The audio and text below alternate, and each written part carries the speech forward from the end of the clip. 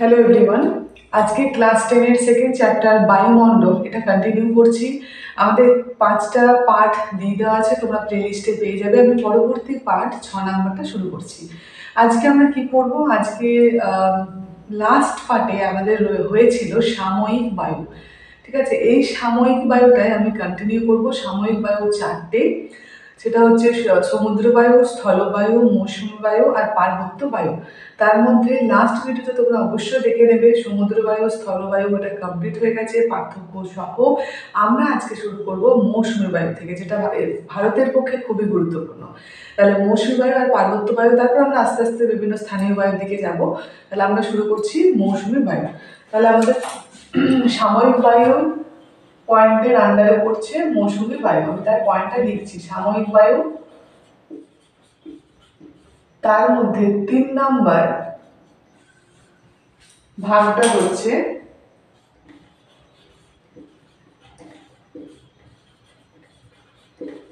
মৌসুমী বায়ু।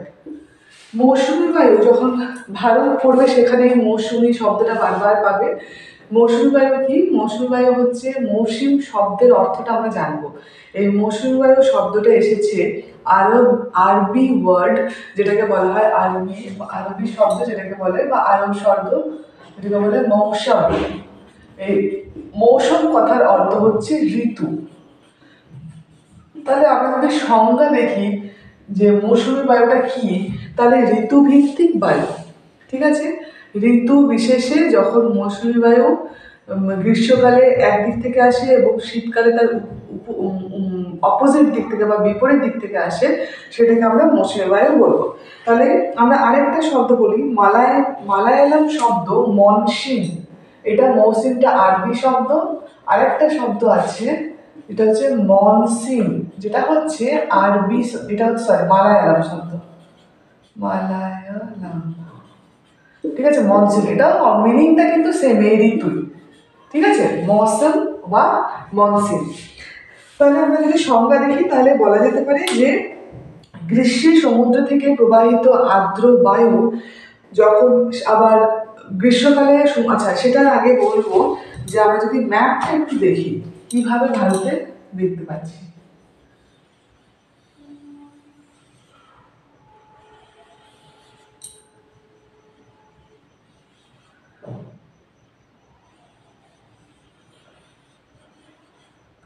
আমি একটু রাফলি স্কেচ করছি, তাতে হয়তো এতটা অ্যাকিউরেট হবে না। আমি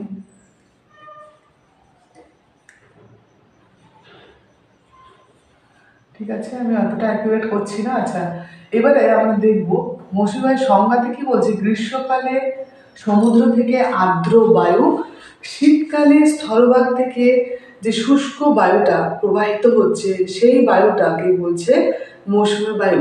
জিনিসটা কি, বা যখন বায়ুতে পড়বো তখন জানতে পারবো। দেখো তাহলে গ্রীষ্মকালে এদিকে রয়েছে আরব সাগর, এদিকে রয়েছে বঙ্গোপসাগর। আমি এখানে লিখছি, এদিকে লিখছি বঙ্গ। ঠিক আছে, এদিকে কি হয়, আরব সাগর থেকে যে বায়ুটা আসে সেটা সমুদ্রের ওপর থেকে যাচ্ছে বায়ুটা। এটা কখন যাচ্ছে? গ্রীষ্মকালে। গ্রীষ্মকালে এটা ভারতের এখানে ঢুকছে, প্রথম ঢুকে কেরালাতে। ঠিক আছে, এখানে এখানে ঢুকছে। এটা কি হয়, এটা যেহেতু সমুদ্রের ওপর থেকে যাচ্ছে, তো ও কি করছে, বায়ুটার নেচার হচ্ছে ও সবসময় জলীয় বাষ্পগুলোকে বয়ে নিয়ে যাবো। যেহেতু সমুদ্রের ওপর দিকে যাচ্ছে, প্রচুর জলীয় বাষ্প সমুদ্রের উপরে ভাসে, সেই সমস্ত বায়ুগুলোকে এই মৌসুমী বায়ু নিয়ে কোথায় ঢুকছে? ভারতের ভিতরে। সেই ভারতের স্থলভাগে যখন ঢুকছে, তো এই বায়ুটা কি প্রকৃতির বায়ু? অবশ্যই এটা আর্দ্র হবে, জলীয় বাষ্প আছে বলে এটা আর্দ্র বায়ু। এই আর্দ্র বায়ু, এটার নাম হচ্ছে দক্ষিণ পূর্ব পশ্চিম বায়ু, দক্ষিণ পশ্চিম মৌসুমী বায়ু। এই আর্দ্র বায়ুটা এখানে ঢুকছে এবং প্রচুর পরিমাণে ভারতে বৃষ্টিপাত ঘটাচ্ছে। হলো, এটা হচ্ছে গ্রীষ্মকালে। আর শীতকালে কি হচ্ছে? শীতকালে এই বায়ুটাই ঠিক 180 ডিগ্রি ঘুরে যায়, মানে একদম উল্টো, অপোজিট। দেখো এইটার ঠিক অপোজিট হচ্ছে এইটা। ঠিক আছে, তাহলে এটা কোথা থেকে আছে? একদম এগুলো সব, এখানে কোনো রকম মহাসাগর মহাদেশ কিছু, এদিকে মহাসাগরটা নেই, মহাদেশ রয়েছে খালি। এই ওপর থেকে একদম এশিয়া থেকে এই বায়ুটা ঘুরে আসছে, এবং সেখানে যদি কোনো রকম মহাসাগর না থাকে তাহলে কি বায়ুটা আর্দ্র হবে? হওয়া সম্ভব নয়। এটা হচ্ছে শুষ্ক বায়ু। কখন আসছে? এটা হচ্ছে শুষ্ক। এটা কখন আসছে? শীতকালে। এটা কখন আসছে? গ্রীষ্মকালে। গ্রীষ্মকালে এসে আমাদের ভারতে বৃষ্টিপাত দিচ্ছে। শীতকালে যখন আসছে তখন কিন্তু বৃষ্টিপাতটা পাচ্ছি না, কারণ হচ্ছে শুষ্ক রয়েছে বলে। ওদিকে কোনো রকম মহাসাগরই নেই, জলীয় বাষ্প পাবে না, জলীয় বাষ্প না হলে বৃষ্টিপাত হবে না, তাই এটা শুষ্ক হয়। আচ্ছা, তাহলে আমরা কতগুলো বৈশিষ্ট্য পড়ে নেবো। এখানে একটা লাইন খুব গুরুত্বপূর্ণ, সেটা হচ্ছে মৌসুমী বায়ুকে সমুদ্র ও স্থলবায়ুর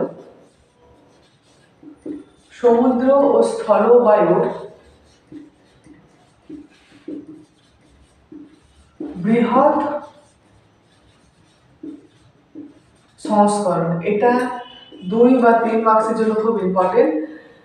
মৌসুমী বায়ুকে কেন সমুদ্র স্থলবায়ুর বৃহৎ সংস্করণ বলে, কেন এটাকে বলছে মৌসুমী বায়ুকে, ঠিক আছে।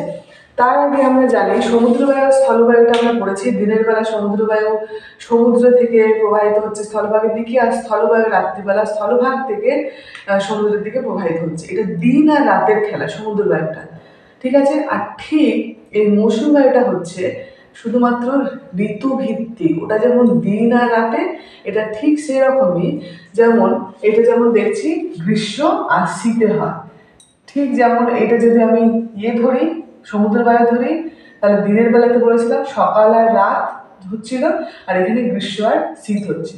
তাহলে সমুদ্র বায়ু যখন আমরা আগের ভিডিওতে দেখে নেবে কি বলেছি, সমুদ্র বায়ু বলেছিলাম দিনের বেলাতে সমুদ্র থেকে বায়ু এদিকে যাচ্ছে, আর্দ্র প্রকৃতির বায়ু হয়, প্রচুর পরিমাণে যায়। আর এটা কি হচ্ছে, রাত্রিবেলাতে স্থলভাগ থেকে সমুদ্রের দিকে ছুটে যাচ্ছে। আর এটাই যদি আমরা বড় হিসেবে ধরি, একই জিনিস, শুধু এটা দিন রাতের পরিবর্তে চলে আসবে। আগে ছিল দিন রাত, সমুদ্রতে দিন আর রাত, আর সেটা আমাদের পরিণত হয়ে যাবে গ্রীষ্ম আর শীত। জিনিসটা সেম, সংজ্ঞাটা সেম, শুধুমাত্র ঋতুভিত্তিক। তাহলে উত্তরটা এরকম করে লিখতে হবে। তার কতগুলো পয়েন্ট লিখবে যে মৌসুমী বায়ুর বিস্তার সমুদ্র বায়ু স্থলবায়ুর তুলনায় অনেক বেশি। সমুদ্র স্থলবায়ু শুধুমাত্র দিন এবং রাত যথাক্রমে দিয়ে লিখবে, দিন ও রাতের মধ্যে প্রবাহিত হয়, কিন্তু এই দুটি বায়ু শীত ও গ্রীষ্মকালে প্রবাহিত হয়। এর বিশালতা, এর ব্যাপকতা অনেক বেশি সমুদ্র বায়ু, ঠিক আছে। আর একটা লিখতে পারো, ঋতু পরিবর্তনের সঙ্গে সঙ্গে প্রবাহের দিক প্রায় 180 ডিগ্রি পরিবর্তন হয়, ঠিক আছে। ঋতু পরিবর্তনের সঙ্গে সঙ্গে এর দিকগুলো পুরোপুরি 180 ডিগ্রি পরিবর্তন হচ্ছে। তো এইগুলো হচ্ছে মেন কারণ। একটা হচ্ছে গ্রীষ্মকালীন মৌসুমী বায়ুর বৈশিষ্ট্য লিখবে, যেটা হচ্ছে উষ্ণ এবং আর্দ্র। শুধু আর্দ্র লেখো না, এটা উষ্ণ হয়, উষ্ণ ও আর্দ্র বায়ু গ্রীষ্মকালে, এবং শীতকালে শীতল ও শুষ্ক বায়ু প্রবাহিত হয়। এটা হলো এটার উত্তর, সমুদ্র স্থলবায়ুর বৃহৎ সংস্করণ মৌসুমী বায়ুকে বলে কেন। আশা করি ক্লিয়ার করতে পেরেছি। এরপরে আমরা চলে যাবো নেক্সট পয়েন্টে, যেটা হচ্ছে পার্বত্য বায়ু।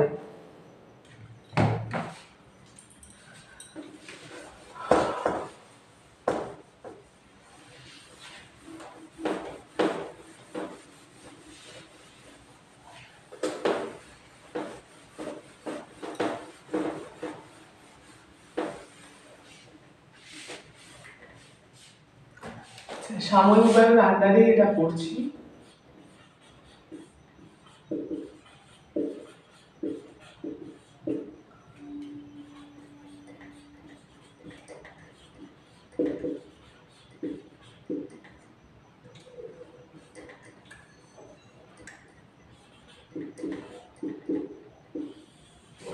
এবার হচ্ছে পার্বত্য বায়ু। তাহলে পার্বত্য বায়ু যদি সংজ্ঞা দেখি, তাহলে সমুদ্র পৃষ্ঠ থেকে উচ্চতায় যখন যাবে, মানে এই হচ্ছে সমুদ্র পৃষ্ঠ, ধরো আমি যদি এটাকে পাহাড়ে করি, এটা পাহাড়, এই হচ্ছে সমুদ্রপৃষ্ঠ। সমুদ্রপৃষ্ঠ থেকে যদি অনেক উঁচু আস্তে আস্তে যায়, তাহলে কি হয়, আমরা সাধারণত জানি উষ্ণতা ধীরে ধীরে ওপর দিকে কম হয়, মানে শীতল হয়, এটা নর্মাল জিনিস। তাহলে সংজ্ঞাটা হচ্ছে সমুদ্রপৃষ্ঠ থেকে উচ্চতার তারতম্যে পার্বত্য অঞ্চল এক বিশেষ ধরনের বায়ু প্রবাহিত হয়, ঠিক আছে। পার্বত্য অঞ্চলে একটা বিশেষ ধরনের বায়ু প্রবাহিত হয়, ঠিক আছে। দু রকম বায়ু আমরা পড়বো, একটা হচ্ছে ক্যাটাবেটিক বায়ু, একটা হচ্ছে অ্যানাবেটিক বায়ু। পার্বত্য বায়ু, উপত্যকা বায়ু, দুটো জিনিস। তাহলে প্রথমে আমি শুরু করছি পার্বত্য বায়ু দিয়ে, ঠিক আছে। আমি এরকম করে না লিখে অন্যভাবে আঁকি, তাহলে আমার বলতে সুবিধা হবে।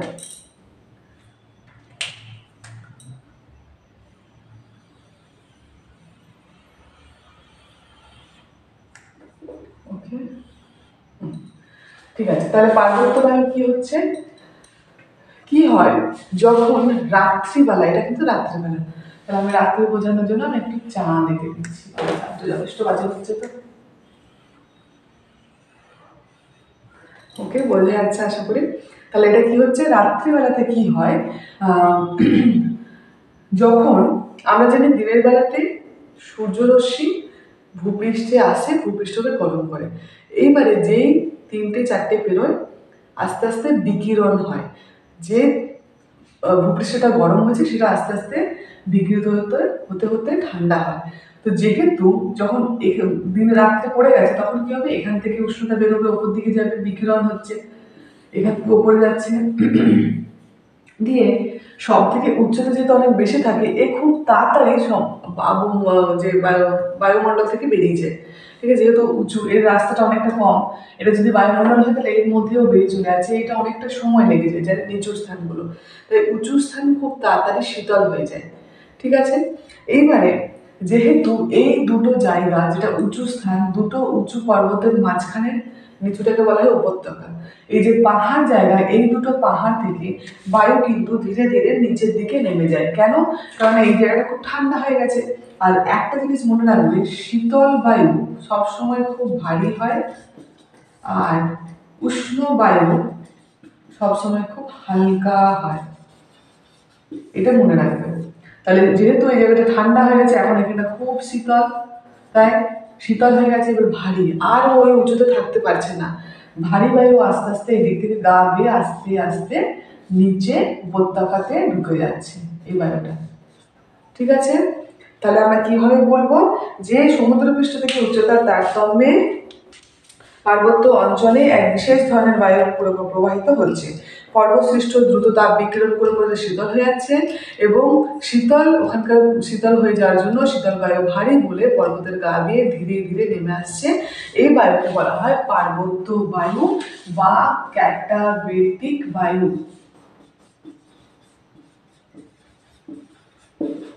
এই ক্যাটা শব্দের অর্থ হচ্ছে নিচে। ঠিক আছে, ক্যাটাবেটিক, ক্যাটা শব্দের অর্থ মানে হচ্ছে নিচে, বা আরেকটা নাম তোমাদের বই, নানা রকম বই দিয়েছে, আমি যে বইটা ফলো করি সেখানে রয়েছে নিম্নঢাল বায়ু। নিম্নঢাল এটাকে বলা হয় বায়ু। ক্লিয়ার হয়েছে? এবং এটা কিন্তু রাত্রেবেলা প্রবাহিত হয়। নেক্সট আমি চলে যাবো উপত্যকা বায়ু।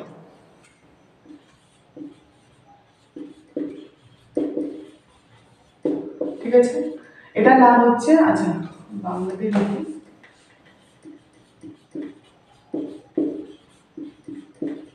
অ্যানাবেটিক বায়ু। এর নাম অ্যানা শব্দের মানে হচ্ছে ওপরে।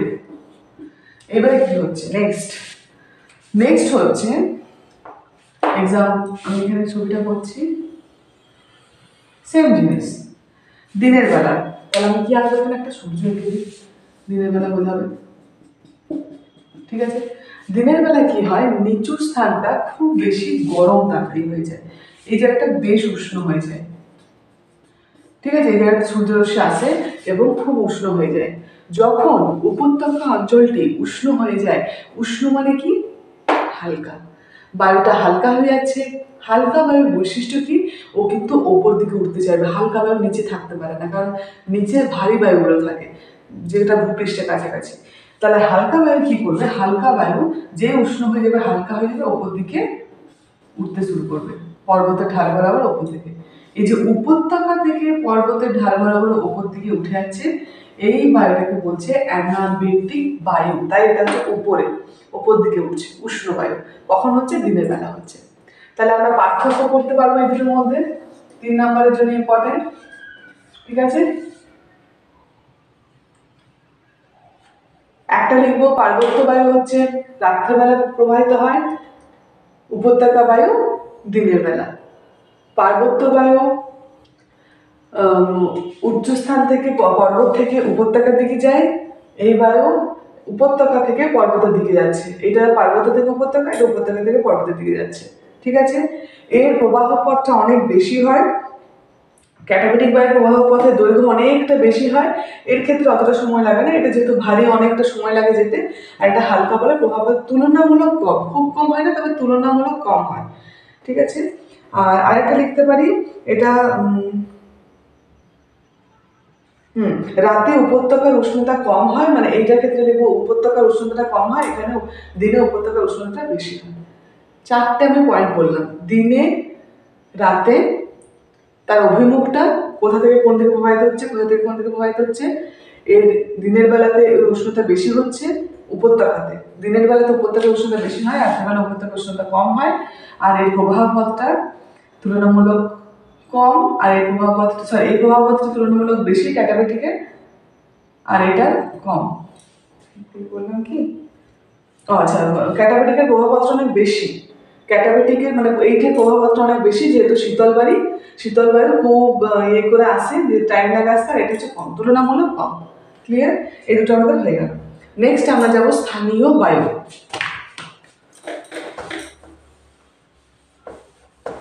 স্থানীয় বায়ু কাকে বলে? স্থানীয় বায়ু মানে একটা নির্দিষ্ট বায়ু যখন একটা স্থানের মধ্যে নির্দিষ্ট সময় প্রবাহিত হয়, নির্দিষ্ট অঞ্চলে তার অঞ্চল ভিত্তিক নাম থাকবে, সেটাকে বলছে স্থানীয় বায়ু। ঠিক আছে, একটা পার্টিকুলার এরিয়াতে তার নাম এক ভিন্ন থাকবে।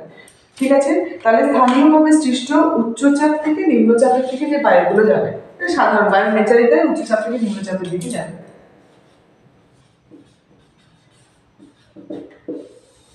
স্থানীয় বায়ু হচ্ছে যেটা উচ্চচাপ থেকে নিম্নচাপের দিকে যাবে, সেগুলোকে বলছে, এবং এগুলো কিন্তু উচ্চচাপ থেকে নিম্নচাপ দিকে যাচ্ছে, এবং এটা কিন্তু একটা নির্দিষ্ট অঞ্চলে প্রবাহিত হবে, এবং এর একটা পার্টিকুলার নাম থাকবে। এটা হচ্ছে স্থানীয় বায়ুর সংজ্ঞা। অনেকগুলো স্থানীয় বায়ু আছে, সেগুলো আমি একটু ছোট ছোট করে লিখে দিচ্ছি। উষ্ণ স্থানীয় বায়ু আর শীতল স্থানীয় বায়ু কি কি ইম্পর্টেন্ট আমি একটু লিখে দিচ্ছি। তাহলে আমরা আকস্মিক বায়ু শুরু করছি। আকস্মিক বায়ু শব্দের অর্থ মানে হচ্ছে হঠাৎ, যেটা বললাম একটু আগে, যদি উচ্চচাপের বায়ু নিম্নচাপের দিকে হঠাৎ এবং প্রবল ভাবে প্রবাহিত হয়, সেটাকে বলছে আকস্মিক বায়ু। এইবারে আকস্মিক বায়ুর দুটো ভাগ, প্রধান দুটি ভাগ, একটা হচ্ছে ঘূর্ণবাদ, যেটা আমি লিখেছি, একটা হচ্ছে প্রতিপ ঘূর্ণবাদ।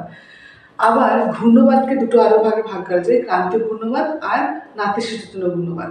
আগে আমি ঘূর্ণবাদ আর প্রতিপ ঘূর্ণবাদটা আলোচনা করব, কারণ এটার মধ্যে ডিফারেন্স, পার্থক্য বেশি আছে, ওই জন্য আমি এমনভাবে আলোচনা করবো যাতে তোমাদের পার্থক্যটা তৈরি হয়ে যায়। তারপরে আমি ক্রান্তীয় ঘূর্ণবাদ আর নাতিশীতোষ্ণ আলোচনা করবো, ওটারও একটা পার্থক্য তৈরি করে দেবো। তাহলে প্রথমে হচ্ছে ঘূর্ণবাদ আর প্রতিপ ঘূর্ণবাদ। প্রথমে দুটো জিনিস আমরা জানবো, এই ঘূর্ণবাদকে আমরা আবার সাইক্লোনও বলে থাকি, সাইক্লোন। এই সাইক্লোন টার্মটা প্রথম ইউজ করেন হেনরি পিডিংটন।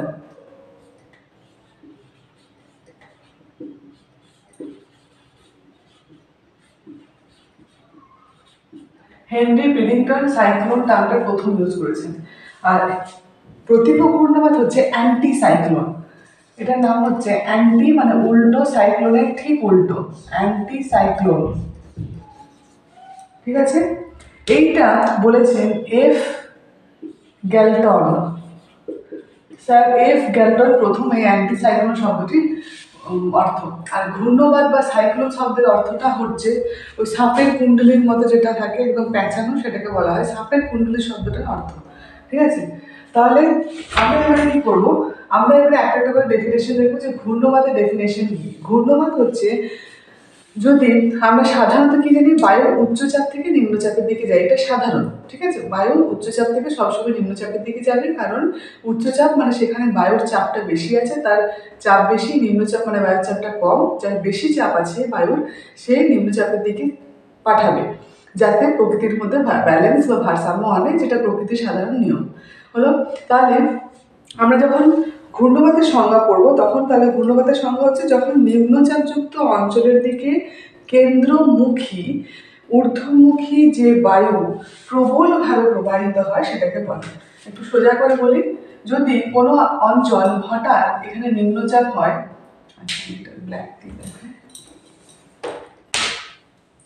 যদি কোনো অঞ্চলে হঠাৎ নিম্নচাপ, লো প্রেসার মানে, ঠিক আছে, নিম্নচাপ হয়ে যায়, তাহলে চারিপাশে আশেপাশে কি থাকবে, উচ্চচাপ থাকবে। তখন কি হয়, উচ্চচাপ অঞ্চলের থেকে বায়ু নিম্নচাপ অঞ্চলের দিকে ছুটে আসে এরকম করে।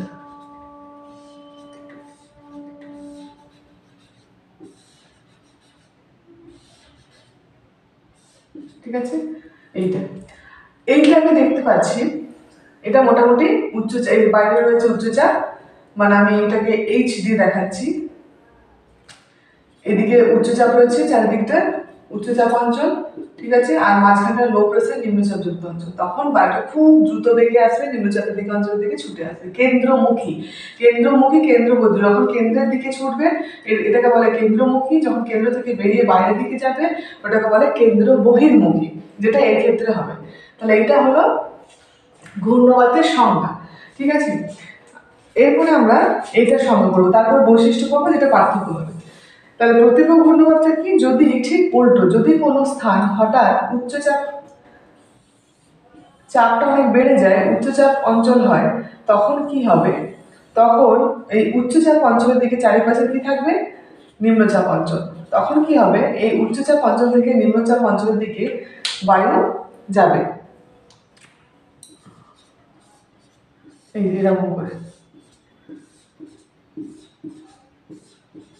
এই যেরকম করে বাইরের দিকে। তাহলে এটা হচ্ছে বহির্মুখী, কেন্দ্র থেকে বাইরের দিকে যাচ্ছে, তাহলে এটা বহির্মুখী, আর এটা হচ্ছে কেন্দ্রমুখী। তাহলে যখন আমরা পড়বো বৈশিষ্ট্য পড়বো বা পার্থক্য পড়বো, একই ব্যাপার। তাহলে প্রথমেই এটা হচ্ছে কেন্দ্রমুখী বায়ু, প্রথমেই আমরা বলবো এটা হচ্ছে কিন্তু কেন্দ্রমুখী বায়ু হলো। এটা হচ্ছে কেন্দ্র বহির্মুখী, এটা হচ্ছে কেন্দ্র বহির্মুখী। আবার এর মাঝখানে কি থাকছে? নিম্নচাপ, মাঝে থাকে নিম্নচাপ, আর চারিপাশে থাকে উচ্চচাপ।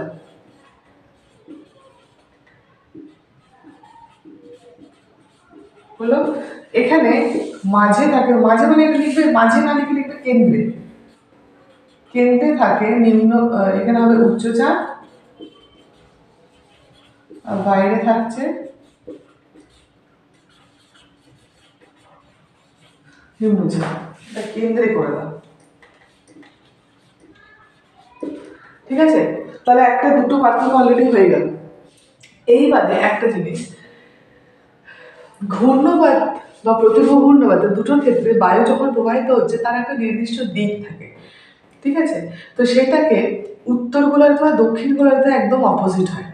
হলো, এবারে আমরা, এইটা হচ্ছে উত্তর গোলার্ধ, এটা আমি এঁকেছি, এটা হচ্ছে উত্তর গোলার্ধের, ঠিক আছে, এখানে আমি লিখে দিই, এটা হচ্ছে উত্তর গোলার্ধে। তাহলে আমরা যদি দেখি, আমরা এরকম করে করি যে উত্তর গোলার্ধে ঘড়ির কাঁটার বিপরীত দিকে। কেন? যদি এটা দেখি তাহলে কেমন ভাবে ঘুরছে? এই দিকে ডাইরেকশন, মানে আমি যদি সোজাভাবে বলি এটা ঘুরছে এরকম ভাবে, তাই তো। প্রথমে ঘূর্ণবাতটা ঘুরছে এরকম ভাবে।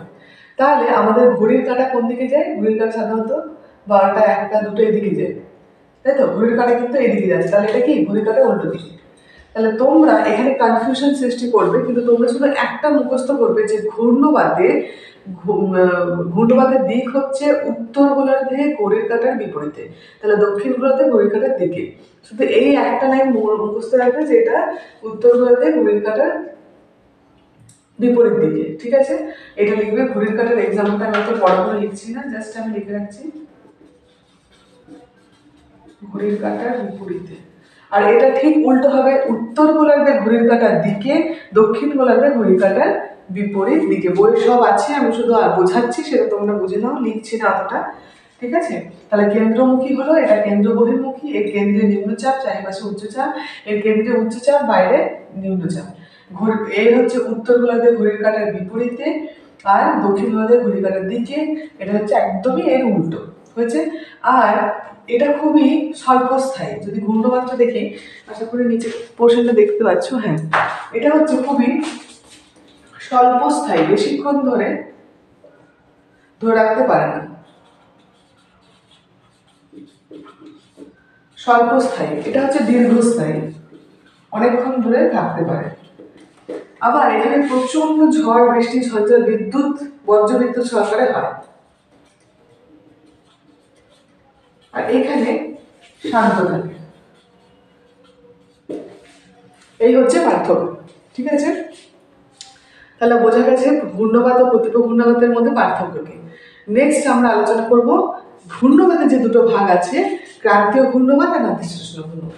দেখো, ক্রান্তীয় ঘূর্ণবাত আর নাতিশীতোষ্ণ ঘূর্ণবাত, সিম্পল, এটার অবস্থান ভিত্তিক ডিফারেন্স আছে। অবস্থান ভিত্তিক ডিফারেন্স থাকার জন্য এর বৈশিষ্ট্যগুলো কিন্তু চেঞ্জ হয়ে যাবে সামান্য। তো ঘূর্ণবাদটা যেমন সিম্পল ছিল সেরকমই ঘূর্ণবাদ মানে হচ্ছে যেটা কেন্দ্রে থাকবে নিম্নচাপ, চারিপাশে থাকবে উচ্চচাপ। কেন্দ্র উচ্চচাপ থেকে নিম্নচাপের দিকে কেন্দ্রমুখী বায়ু আসছে।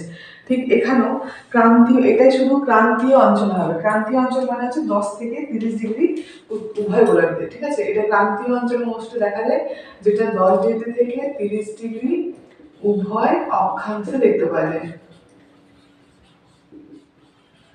উভয় অক্ষাংশে যে ঘূর্ণবাদটা হচ্ছে, মানে যখন উচ্চচাপ অঞ্চল থেকে নিম্নচাপের অঞ্চল থেকে কেন্দ্রমুখী তীব্র বেগে একটা বিশৃঙ্খল অবস্থা হয়, সেটাকে বলছে ক্রান্তীয় ঘূর্ণবাদ, ঠিক আছে। এটা মোস্টলি যদি দেখা যায়, এটা শীত ও শরৎকালে মোস্টলি দেখা যায়।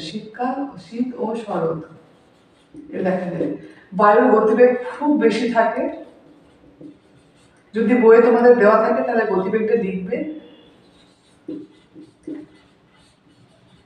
আরো যেমন এখানে রয়েছে যে কেন্দ্রে মোটামুটি বায়ুর কেন্দ্রে বায়ুচাপ থাকে মোটামুটি 900, মানে 900 থেকে 950, ঠিক আছে। কেন্দ্রে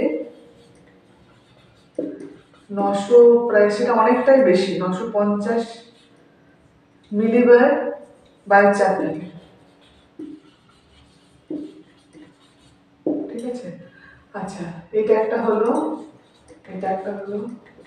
তারপর এখানে প্রচন্ড ঝড় বৃষ্টির সহ বৃষ্টিপাত হয়, যেহেতু এটা ক্রান্তীয় অঞ্চল। মানে আমি যদি এখানে একটু ছোট্ট করে দেখাই, তাহলে মোটামুটি এই অঞ্চলটাতে, এই ক্রান্তীয় অঞ্চলটাতে এই ক্রান্তীয় ঘূর্ণবাদ দেখা যায়, ঠিক আছে। আরেকটা হচ্ছে এখানে কিউমুলোনিম্বাস মেঘে, এটা লিখতে হবে। কিউমুলোনিম্বাসে সবসময় মনে রাখবে প্রচন্ড ঝড় বৃদ্ধি সহ বৃষ্টিপাত হয়। কিউমুলোনিম্বাস মেঘে বজ্র বিদ্যুৎ সহ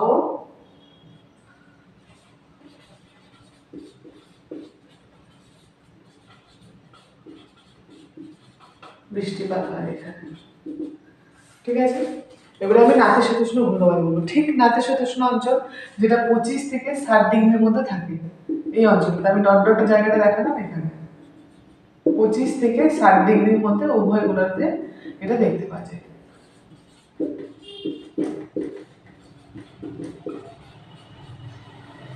হয়েছে? আচ্ছা, আরেকটা দেখতে পারো, এটা মোস্টলি শীতে দেখতে পাওয়া যায়। হ্যাঁ, বায়ুর গতি খুব বেশি থাকে না, মোটামুটি গতিবেগ থাকে। এটা দীর্ঘস্থায়ী, অনেক ধীরে ধীরে হয়। এটা যেমন স্বল্পস্থায়ী, এটা যেমন দীর্ঘস্থায়ী। এটা স্বল্পস্থায়ী। আবার এটা দীর্ঘস্থায়ী অনেকক্ষণ ধরে থাকে এবং ঝিরঝিরে বৃষ্টিপাত হয়। ওখানে যেমন কিউমুলোনিম্বাস মেঘে বজ্র বিদ্যুৎ সহ খুব বিশাল, মানে সম্পদের ক্ষয়ক্ষতি করছে, এখানে কিন্তু সেটা না। এখানে কিন্তু ঝিরঝিরে একটা বৃষ্টিপাত হয়, ঠিক আছে। এগুলো হচ্ছে এদের মোটামুটি পার্থক্য। তোমরা বইয়ে আরো যদি কিছু পয়েন্ট থাকে তোমরা অ্যাড করতে পারো। একদম মনে রাখবে, যেগুলো হচ্ছে ক্রান্তীয় ঘূর্ণবাতের উদাহরণ হচ্ছে যেগুলো আমরা পড়লাম, হ্যারিকেন, টাইফুন, টর্নেডো, এগুলো হচ্ছে এর উদাহরণ। কোথায় কোনগুলো রয়েছে সেগুলো একটু দেখে নেবে। হ্যারিকেন, টাইফুন চীন সাগরে, আচ্ছা, টর্নেডো কানাডা, আমেরিকাতে টর্নেডো, ওকে, এরকম প্রচুর আছে। উইলি উইলি অস্ট্রেলিয়াতে রয়েছে, হ্যারিকেন ক্যালিফোর্নিয়া ক্যারিবিয়ান এখানে রয়েছে, টাইফুন তো বললাম চীন সাগর, টাইফু আছে জাপান আর তাইওয়ানে থাকে, টাইফু। এগুলো তো সবই কিন্তু ক্রান্তীয় উদাহরণ, ঠিক আছে। টাইফু, এগুলো এরকম অনেকগুলো ক্রান্তীয় উদাহরণ আছে, সেগুলো কিন্তু তোমরা জায়গাটার সাথে পড়বে এটা কোথায় বিখ্যাত, ঠিক আছে। তাহলে আজকের মতো এতটাই রইলো। আমরা ঘূর্ণবাদটা শেষ করলাম, মানে আকর্ষণীয় জায়গা শেষ করলাম। এবার আমরা নেক্সট যেটা আলোচনা করবো সেটা হচ্ছে জেট বায়ু। জেট বায়ু আছে, তারপর আর্দ্রতা আছে, বাষ্পীভবন আছে, ওগুলো আছে। আজকের মতো এখানেই। কোনো ডাউট থাকলে নিশ্চয়ই কমেন্ট বক্সে জানিও। Thank you.